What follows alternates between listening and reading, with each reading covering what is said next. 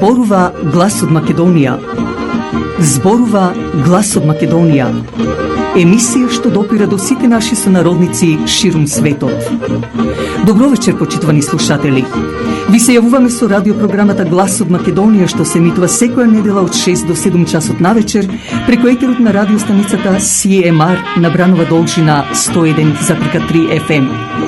Ова радиопрограма за овој час нека ви пренеси со мислите во вашата прва татковина Македонија, во земјата на сонцето и градината на рајот. Нека топло допре зборот и песната македонска во вашиот дом, а вие бидете секогаш дел од нас, за да и ние бидеме вечно со вас. Па, пријатна разонуда со вашиот уредник и водител Драгица Белчевска.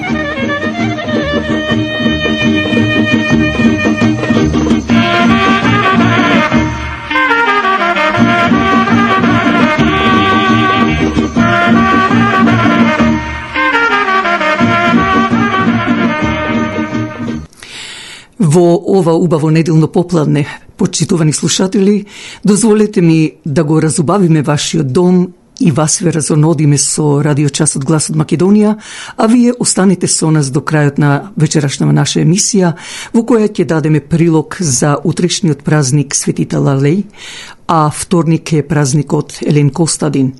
Ќе дадеме прилог за македонскиот крал Марко, исто така и од рубриката Жена, мајка и дом, но и специјална свадбена честитка.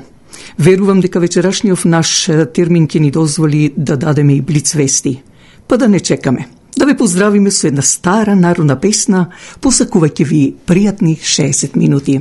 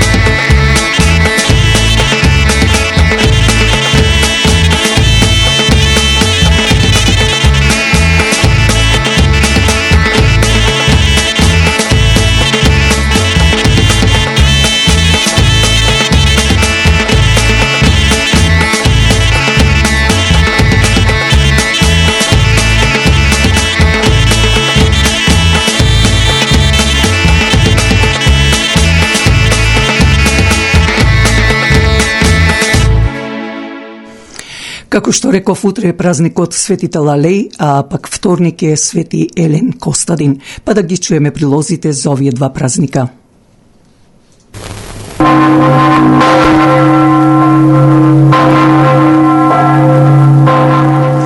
Свети Талалеј бил христијански светец од татко Верукија, а мајка Ромилија, родум во Ливан. По занимање бил лекар.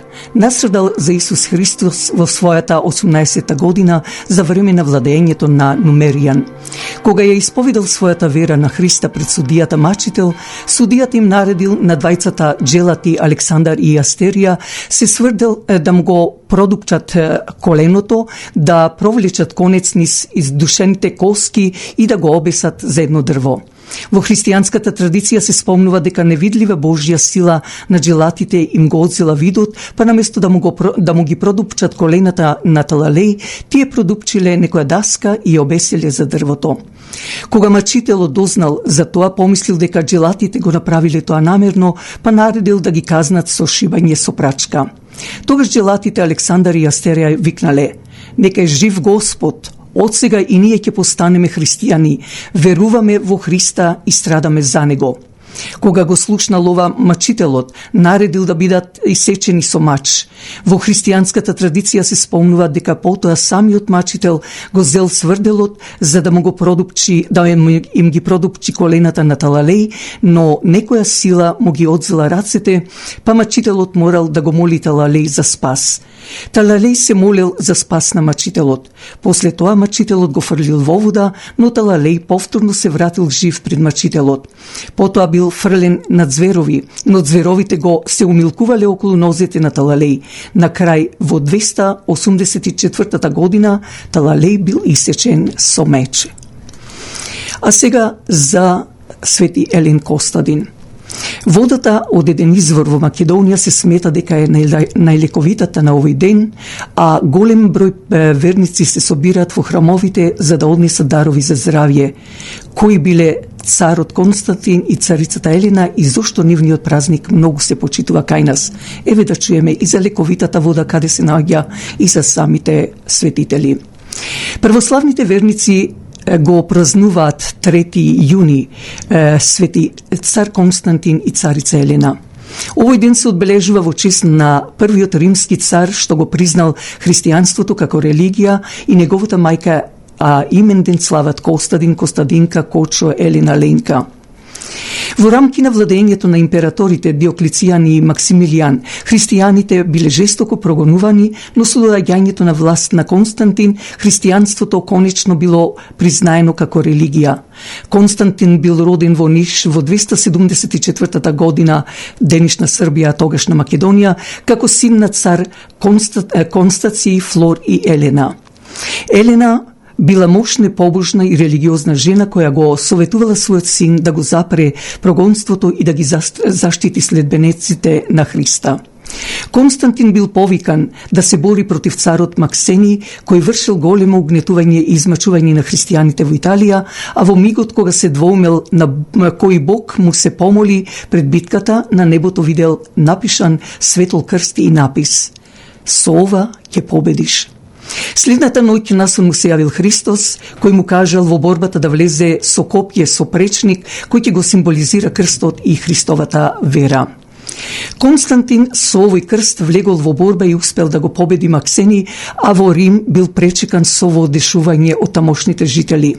Тој со посебен едикт во 313 година го прекинал прогонот врз христијаните, дозволил да се градат цркви и храмови, а и основач и на градот Константинопол или Цаград, односно денешен Истанбул. А порано верувам дека знаете дека пред да стане Цариград се викал Визант. Во еден миг Константин се разболел, а лекарите му советувале да се бања во крвта на заклани деца. Насон на Константин му се јавиле светите апостоли Петар и Павле, кои го советувале да го побара епископот Селвистер. Откако Константин бил крстен од епископот, неговата болест веднаш исчезнала.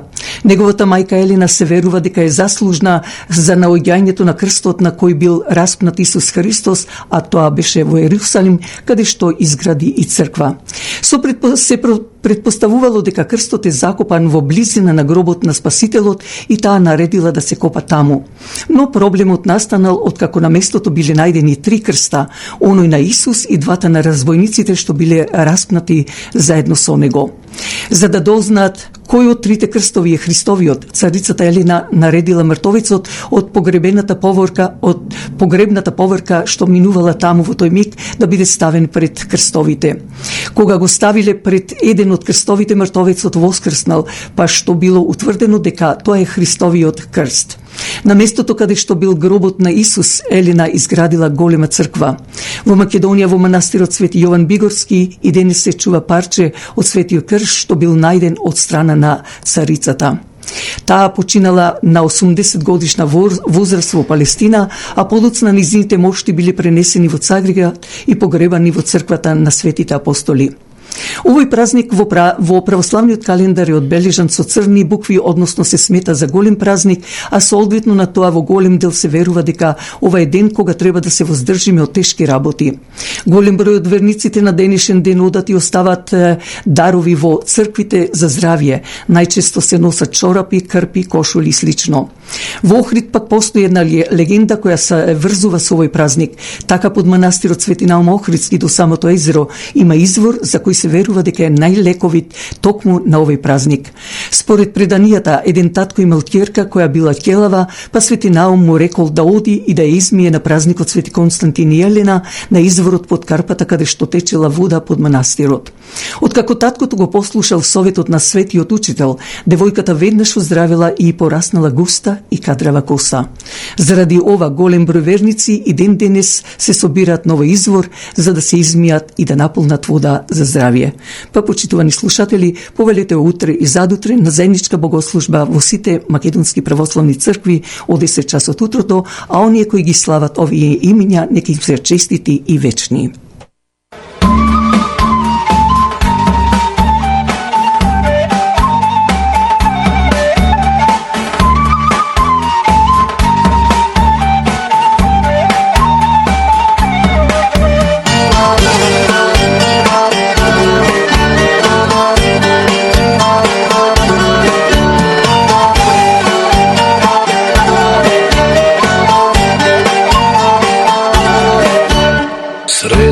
Белден здогледа блескав крст на небото, си од звезди закитен, слово Божјо пишано, со него победувај. Откако ја научи верата христијанска, тога и царот Константин беше крстен милосан, како верни христијани. Светиот цар Константин и света царица Елена, синот Егилец и мајката, Илинден ги слави денеска. Куки се отворени, сите гости добре дојдени. Елајте луѓе православни, Илинден слави со векови.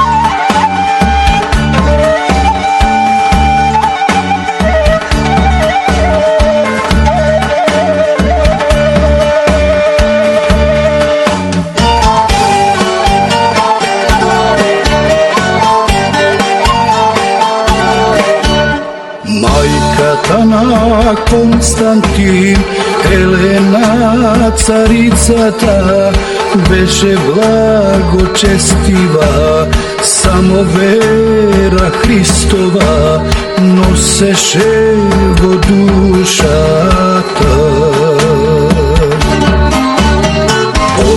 Кого пронajde честни од крст Господов, тога и на Голготата црквата ја изгради на воскресението.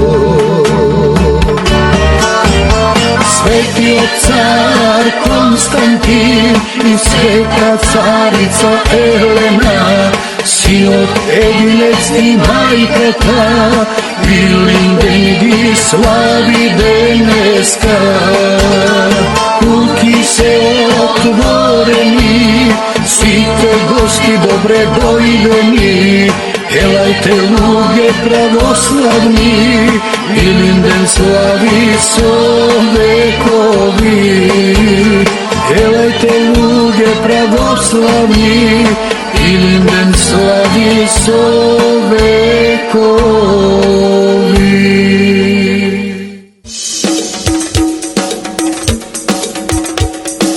Интензивниот мирис, аромата што го прави Flowers by Lilac, го освежува вашиот дом и вашето срце и душа со позитивна енергија. Затоа ви треба и професионалност на тој цветен аранжман. Покрајва се секогаш Flowers by Lilac, која ќе ви направи аранжман со голема љубов кон работата, а посебно со задоволство кон својот муштерија. За било какви настани, како свадби, крштевки, родендени или други настани, препуштете на Flowers by Lilac. Јавете се на телефон 416-624-0853 или 647-780-6549, а можете да зборувате македонски. Бидете со нас, за да и ние бидеме со вас. Телефонот е 416-624-0853 или 647-780-6549.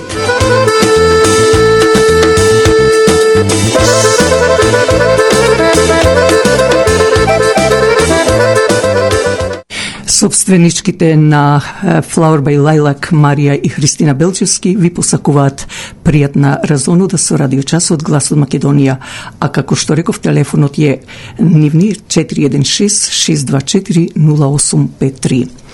За вашите семени слави, крштевки, родендени или било какви манифестации, на располагање ви стојат трите модерно опремени сали на црквата Свети Климент Охридски во Торонто. Телефонот е 416-421-7451. Исто така за неделните денови или религиозни празници, како што се утре и задутре празниците, повелете на заедничка богослужба од 10 часот утрото. Телефон 416-421-7451. Црковната општина Свети Димитрија Солунски од Маркам и ова година ја презентира македонската култура преку традиција, песна, оро, кулинарство и друго, а тоа е во деновите од 8 август, токму на празникот Света Петка, до 10 август на Маркам Мейн Стрит. Доколку некој од вас сака да спонзорира, а со тоа и си помага и за себе си и ја презентира својата фирма пред присутните гости, јавете се до црковниот телефон 905-471-5555. Да повторам, 905-471-5555. А од управата на црквата Свети Димитрија Солунски, председателот Жан Стојчевски со управата ве покануваат на заедничката богослужба, што е утре и вторник од 10 часот утрото по повод празниците Свети Талалеј и празникот Свети Елен Костадин. Кога зборуваме за празниците, пак сега да кажеме дека да се подсетиме на легендарниот, како што го нарекуваме, Крале Марко. Имено цар на цела таа некогашна Македонија, што го зафаќала целиот Балкански полуостров, па се до Анадолија, денешна Турција, а престолнината на Македонија тогаш на сите македонски цареви бил Цариград, односно денешен Истанбул. Така да Крали Марко, како што и за цар Душан или за Герджи Кастриоти или Скендербег, како што го викаат и многу други, тие беа само како денешните премиери во канадската провинција, значи на одредена област, а главниот цар беше во престолнина му беше Цариград. Но да одиме сега со Крале Марко.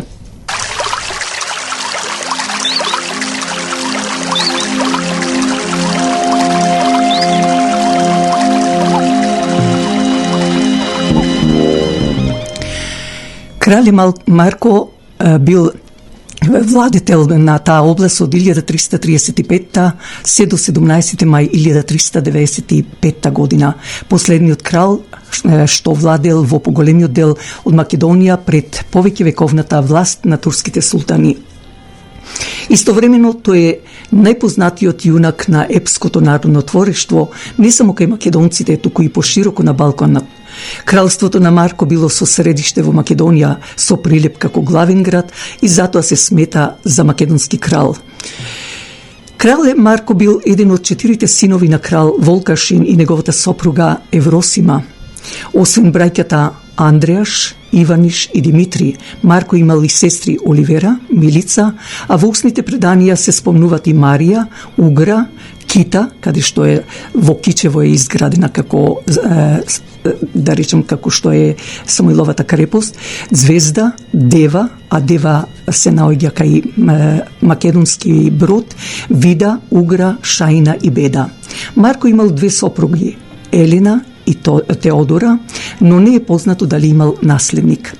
За потеклото на фамилијата нема сигурни сознанија, бидејќи и современите пишувани извори не дават податоци за тоа. Најстари податоци за нив е за крали Марко, за Волкашин и за Углеша е од дубровачкиот писател Мавро Оврбини од 17 век. Инаку, врз основа на пишувањето целосно е зафатено околу Македонија и околу македонството. За време на владењето на неговиот татко Волкашин, Марко ја имал титулата млад крал, односно престоло после наследник. Во Маричката битка во 1371 година Марко не учествувал во бојот, туку останал да управува со територијата на земите на неговиот татко и на чичко му. По неа и по смртта учествувал во бојот, тој тука останал да управува. Инаку по неа и по смртта на браќата Мрњавчевич, тој станал крал и формално правно совладетел на царот Урош. Според некои научници тој бил единствениот легитимен наследник на Душановото царство по смртта на Урош и замирањето на династијата Немањичи. Но владењето на кралот Марко се соочувало со постојани притисоци како од страна на тогашните непријатели, така и од страна меѓу нив и турците кои постепено завладувале со Балканот. Набргу некои територии му биле одземени од кнезот Лазар Никола, Балша и турците. Тоа било време кога многу од владетелите склучувале мир со османлиите, станувајќи нивни вазали, а еден од нив беше и самиот Марко. Така и Марко ја признал врховната власт на Мурат I, се обврзал да му плаќа данок и да и служи на турската војска во низините воени походи. Границите на Марковата држава биле Вардар на исток, Шар планина на север, Охридското езеро и градот Костур на југозапад, а престолнината Прилеп. Постојат различни предпоставки за годината во која крал Марко станал турски вазал.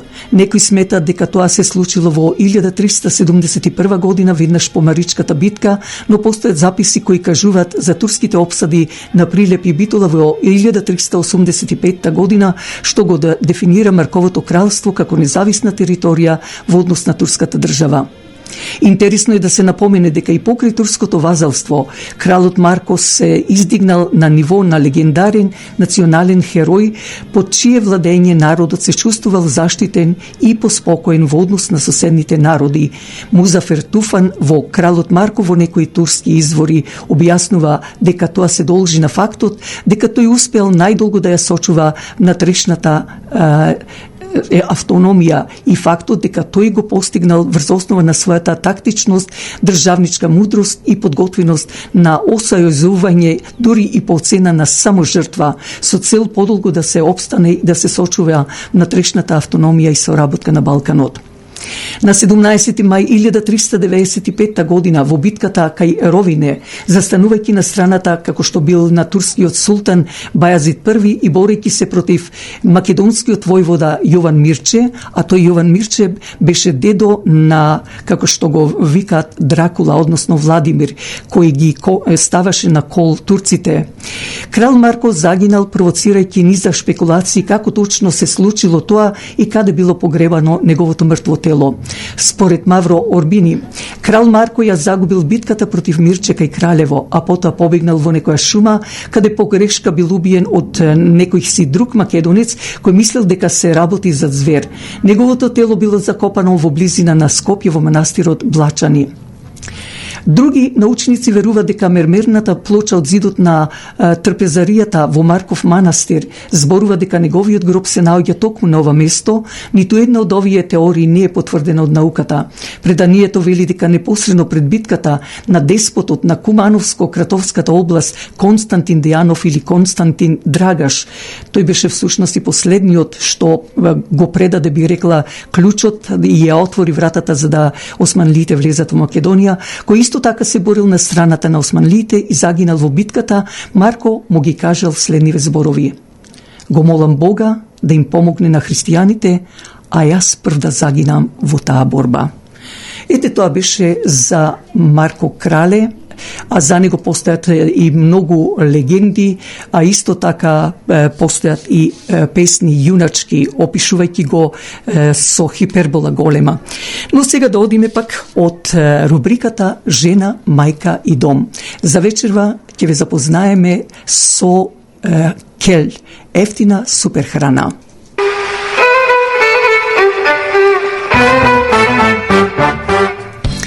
Што е тоа суперхрана?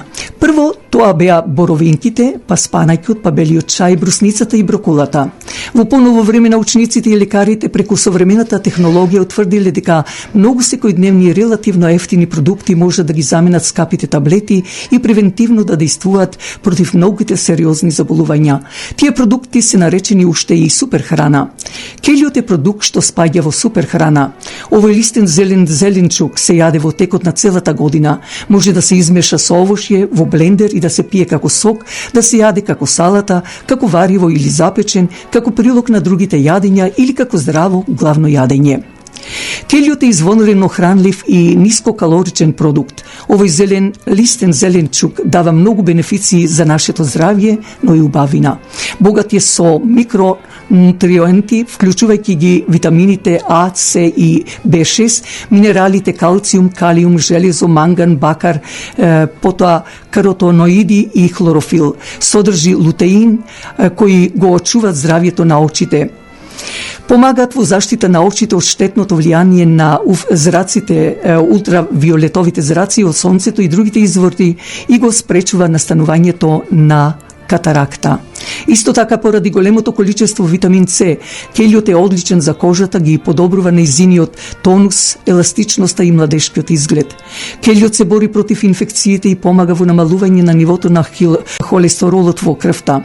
Состојките што се наоѓаат во келиот се ефикасни во борбата против некои видови рак, како на пример ракот на желудник, дебелото црево, дојката и јајникот. Келиот содржи растителни влакна што го регулираат варењето на храната, спречуваат запек и помагаат во спречувањето при јадување. Богат е со антиоксиданти, го зајакнува имунитетот, ги одржува здравите коски и забите, ги штити репродуктивните органи и еден од продуктите на детоксација на организмот. Келиот е одличен извор на витаминот Б кој е растврлив во вода, богат е и со железо, поради што им се препорачува на слабокрвните лица. Два американски центри, Центарот за контрола на лекови и Центарот за контрола и превенција на болестите на жените им препорачуваат дневен внес од 400 микрограми витамин Б растврлив во вода. Бремените жени посебно треба да внимаваат на овој внес, чиј недостиг, односно може да предизвика сериозни невролошки последици кај детето. Келиот е богат со калциум кој може да се абсорбира дури за 30% повеќе за разлика од калциумот во кравјото млеко. Поради лековите својства, стручњаците препорачуваат да се консумира претежно во свежа состојба, како салата со додаток на лук. Им се препорачува особено на заболените од реума, висок крвен притисок или на луѓе што имат проблеми со варењето. Свежиот сок од кел е еден од омилените здрави пијалоци во Јапонија, а шејкот со банана, како и протеини од сурутка е совршен појадок. Ете, тоа беше од рубриката Жена, мајка и дом.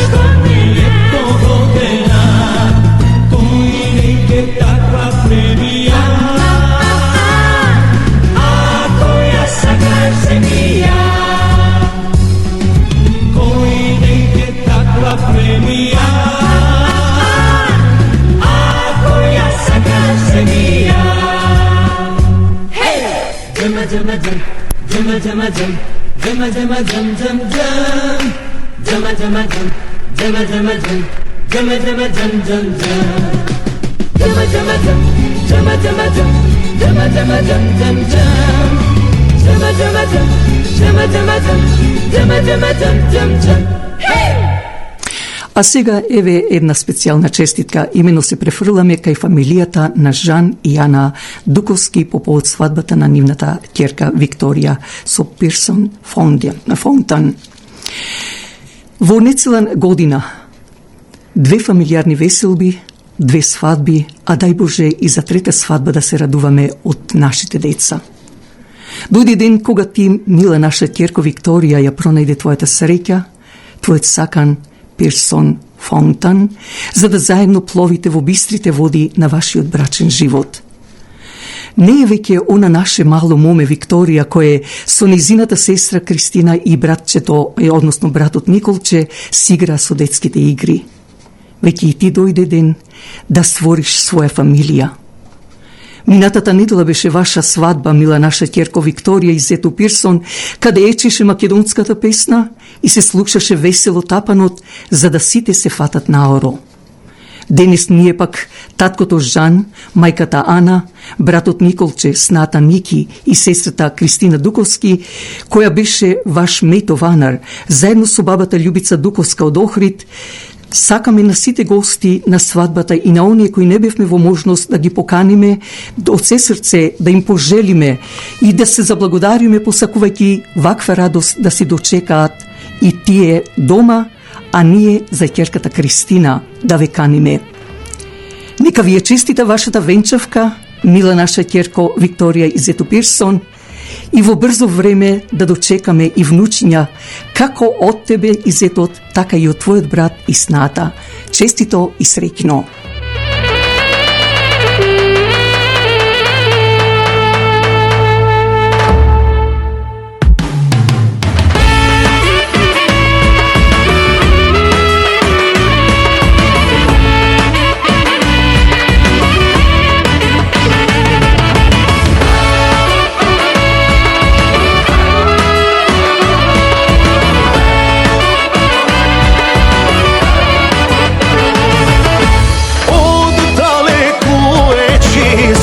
Muzika činiš neboto ke raspuka za dvajca mlade što se sakat svadba prava tej makedonska da se živi zdravi mladoženci te aj sasko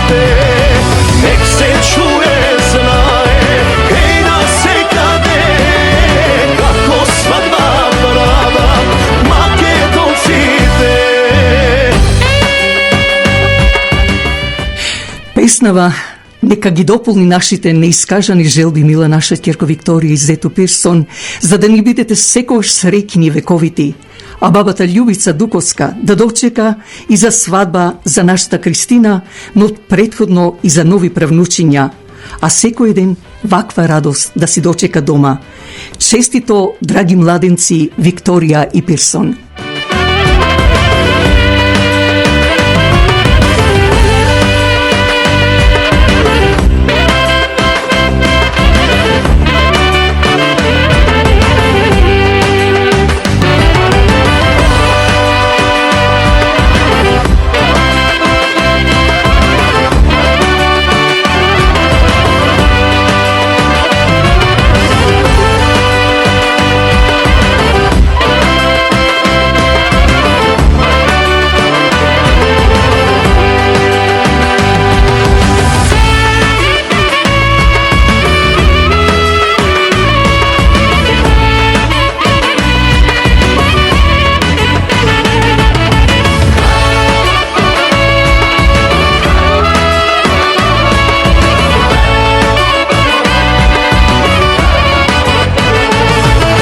Небеса во бело како божица, како икона насликана, до неја највесел младоженецот, си го седе тој менакот, да се живи здрави младоженците, ај за скоро дани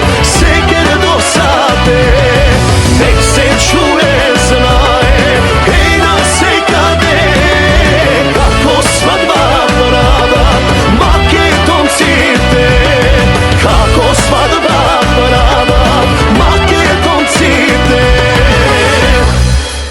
Па честито и среќно и од името на редакцијата на Глас од Македонија, а посебно од нашата фамилија, за тебе Викторија и твојот сакан Пирсон.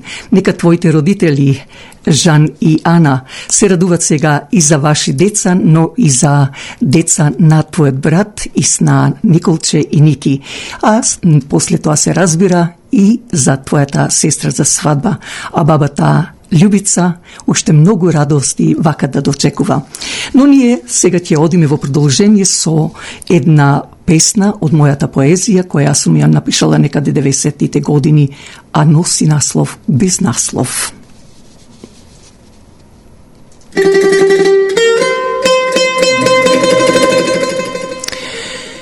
Животот е песна недопеана, во која се започнало, а не се довршило.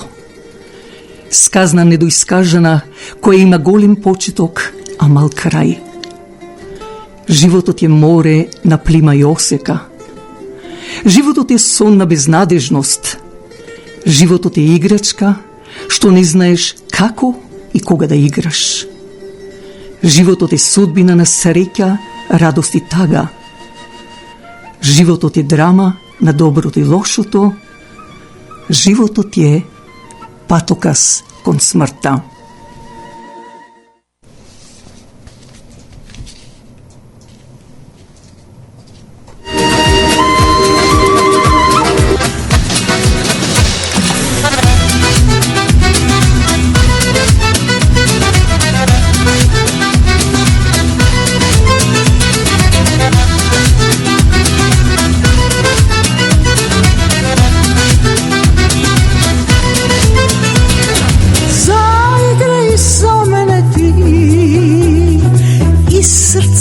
Otvori mi, zaigraj sa mene ti i ljubav podari mi.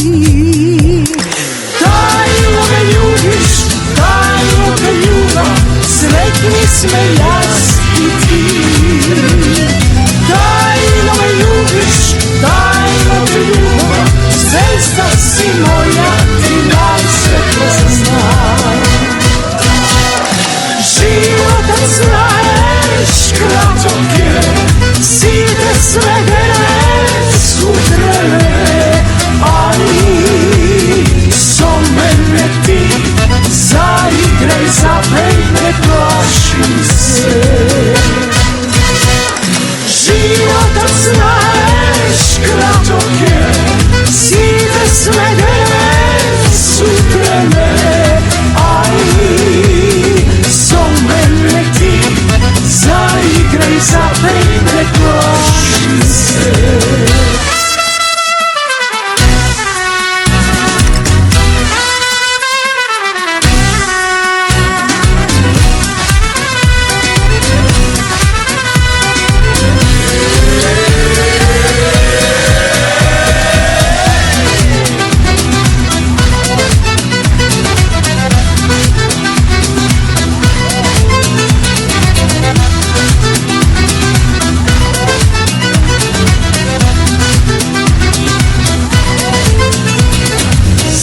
Заиграј со мене ти и срце отвори ми. Заиграј со мене ти и душа разгали ми. Тајно ме љубиш, тајно те љубам, сретни сме јас и ти. Тајно ме љубиш, тајно те љубам, звезда си моја и најстega знам.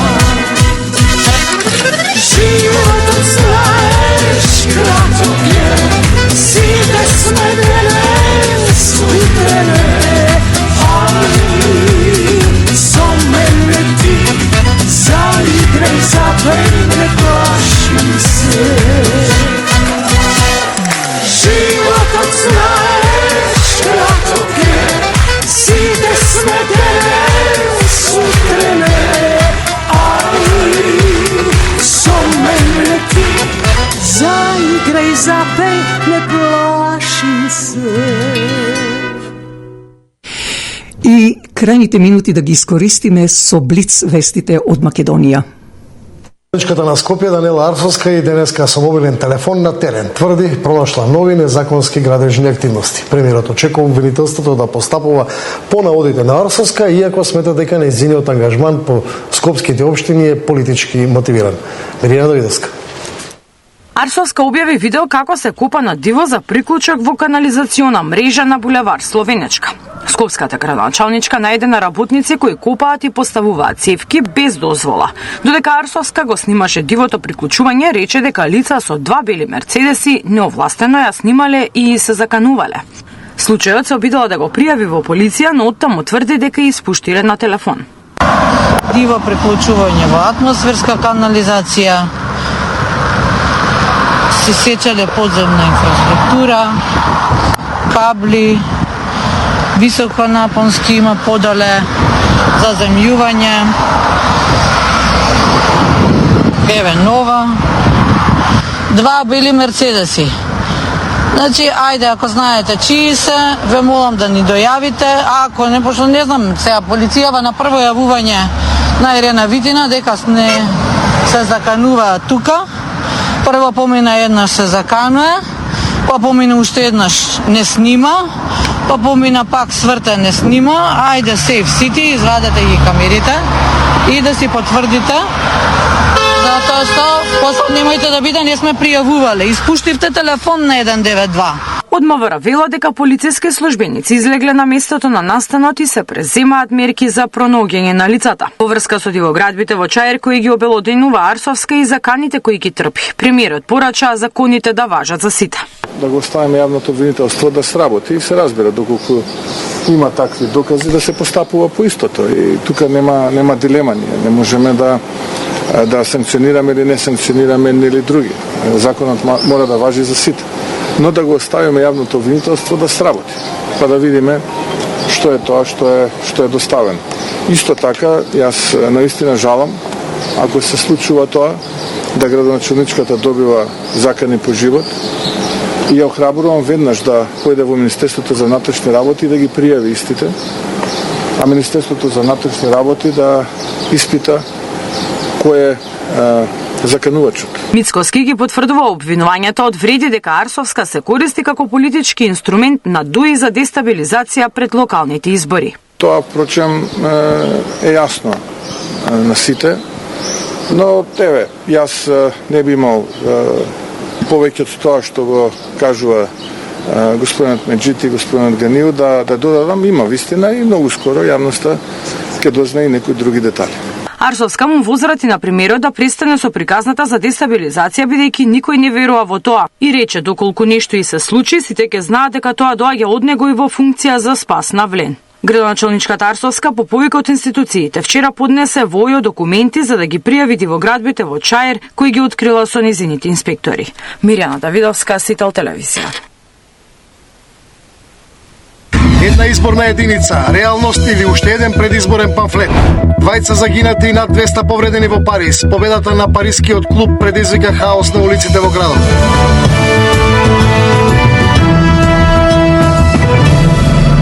Идејата за една изборна единица ќе влезе во собранието како предлог на мали партии, дали ќе заврши со измени на изборниот законник, за сега никој не знае. Даниел Василев, овие вести, Даниел повторно се актуализира оваа тема. Какви се реалните шанси сепак тоа на крај да заврши со законски измени? Добар ден, Маријан. Темата околу една изборна единица би рекол дека е како кокиче предвесник на изборен циклус, секогаш станува актуелна пред изборите, меѓутоа никогаш досега не е стигната ниту до суштинска дебата, а камоли евентуално носење на едни вакви изборни измени. Откако премиерот Христијан Мицкоски го актуализираше ова прашање, одговарајќи на пратеничко прашање на седмицата за пратенички прашања во четвртокот, сега веќе помалите партии најавуваат свој предлог закони со кои што идејата за една изборна единица би влегла во собраниска процедура. Прво тоа беше Демократски сојуз на Павле Трајанов. Денеска таква најава испратија и Либерал-демократската партија, кои што велат дека утре ќе достават предлог закон кој ќе се однесува не само на една изборна единица, туку и на пополнување на она правна празнина во изборниот законник, откако Уставниот суд одлучи да го укине оној прак од 1% од граѓански потписи за кандидирање на независните кандидати. Сите детали ги гледаме во продолжение. Една изборна единица и отворени листи. ЛДП утре доставува предлог закон, откако представници на независните листи предупредија дека поради правната празнина по одлуката на Уставниот суд, на претстојните локални избори многу ќе биде потешко независните да се кандидираат. Ова не е нова иницијатива за Либерално-демократската партија. Нашите пратеници во двата претходни парламентарни состави поднесуваа предлог закон за истата реформа. За жал, тогаш тие иницијативи не добија поддршка. Но ние не се откажуваме. Цврсто веруваме дека оваа промена ќе донесе поголема транспарентност, поголема одговорност на избраните представници, како и посилна демократија во нашата земја. Предлог закон најави и Павле Трајанов со неговата Демократски сојуз. Ова доаѓа откако претходно одговарајќи на пратеничко прашање, премиерот Мицкоски ја отвори идејата за една изборна единица. Тема која секогаш пред избори станува актуелна, но кога навистина треба суштински да се дебатира е далеку од носење. Првиот човек на СДСМ Венко Филипче веќе кажа дека е отворен да разговара за ова прашање, но потенцираше дека за вакво нешто потребен е консензус од сите политички чинители. Социјалистичката партија, која е дел од владеачкото мнозинство, пак веќе се изјасни дека е против отворени листи и кандидатура на независни со само 50 на потписи. Итно пополнување на правната празнина пред изборите побара и председателот на Уставен по седницата пред 10 дена, на која го укина прагот од 1% граѓански потписи за независните кандидати. Во спротивно порача дека ќе биде направена тешка повреда на Уставот, правниот поредок и човековите права. Даниел Василев, Сител телевизија.